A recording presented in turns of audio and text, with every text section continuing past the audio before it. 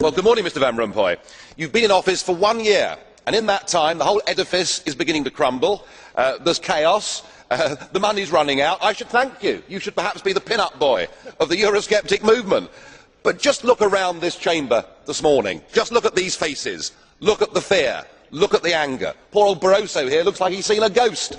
You know, they're beginning to understand that the game is up. And yet, in their desperation to preserve their dream, they want to remove any remaining traces of democracy from the system.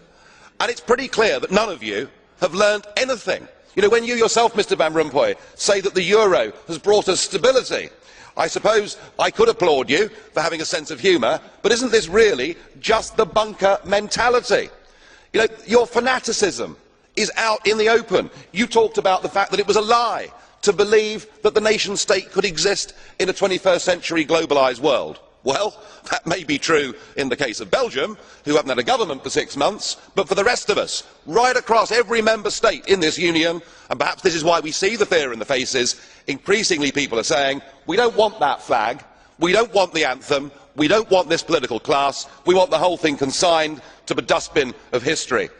And we had the Greek tragedy earlier on this year, and now we have the situation in Ireland. Now, I know that the stupidity and greed of Irish politicians has a lot to do with this. They should never ever have joined the euro. They suffered with low interest rates, a false boom and a massive bust. But look at your response to them.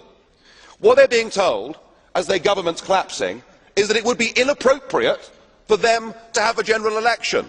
In fact, Commissioner Wren here said they had to agree their budget first before they'd be allowed to have a general election. Just who the hell do you think you people are? You are very, very dangerous people indeed. Your obsession with creating this euro state means that you're happy to destroy democracy. You appear to be happy for millions and millions of people to be unemployed and to be poor. Untold millions must suffer so that your euro dream can continue. Well, it won't work, because it's Portugal next. With their debt levels of 325% of GDP, they're the next ones on the list, and after that, I suspect it'll be Spain. And the bailout for Spain would be 7 times the size of Ireland, and at that moment, all of the bailout money has gone. There won't be any more. But it's even more serious than economics, because if you rob people of their identity, if you rob them of their democracy, then all they are left with is nationalism and violence. I can only hope and pray that the euro project is destroyed by the markets before that really happens. Thank you.